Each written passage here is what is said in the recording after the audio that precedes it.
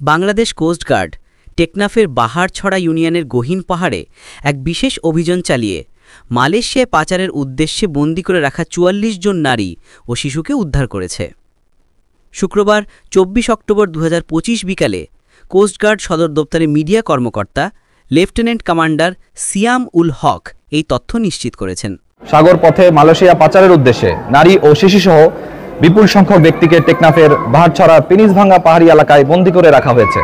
প্রাপ্ত তথ্যের ভিত্তিতে আজ ২৪ অক্টোবর ২০২৫ তারিখ শুক্রবার মধ্যরাত ২টা হতে সকাল ৭টা পর্যন্ত বাংলাদেশ কোস্টগার্ড উক্ত এলাকায় একটি বিশেষ অভিযান পরিচালনা করে।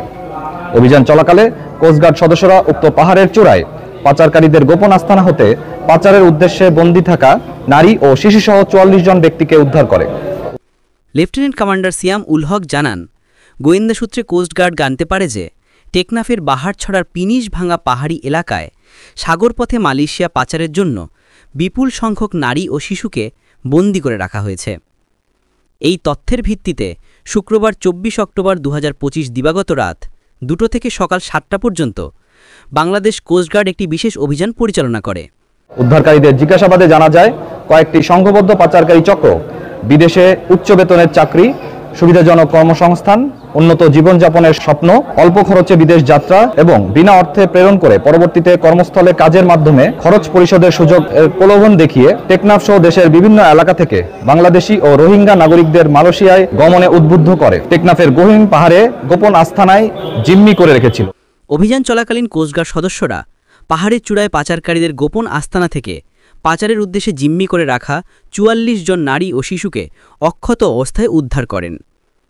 উদ্ধারকৃতদের প্রাথমিক জিজ্ঞাসাবাদে জানা যায় যে কয়েকটি সংঘবদ্ধ মানব পাচারকারী চক্র বিভিন্ন প্রলোভন দেখিয়ে তাদের টেকনাফসহ দেশের বিভিন্ন এলাকা এবং রোহিঙ্গা ক্যাম্প থেকে মালয়েশিয়া গমনে উদ্বুদ্ধ করেছিল।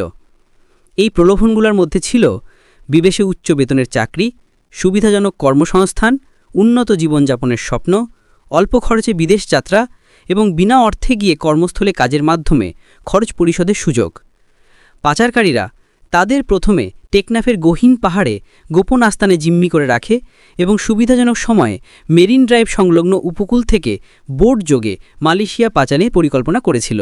মেরিন ড্রাইভ সংলগ্ন উপকূল হতে বোট যোগে মালয়েশিয়ায় পাচার করার পরিকল্পনা করেছে। তারা আরও জানায় যে পাচারকারীরা তাদের আটকে রেখে নির্যাতনের মাধ্যমে মুক্তিপণ আদায় করার চেষ্টা করছিল। অভিযান চলাকালীন কোস্টগার্ডের উপস্থিতি টের পেয়ে পাচারকারীরা পালিয়ে যাওয়ায় কাউকে আটক করা সম্ভব হয়নি।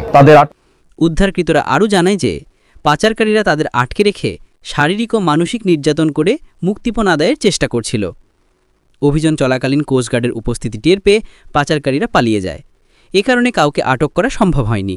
তবে পাচারকারীদের আটক করার জন্য কোস্টগার্ডের গোয়েন্দা নজরদারি ও অভিযান অব্যাহত রয়েছে।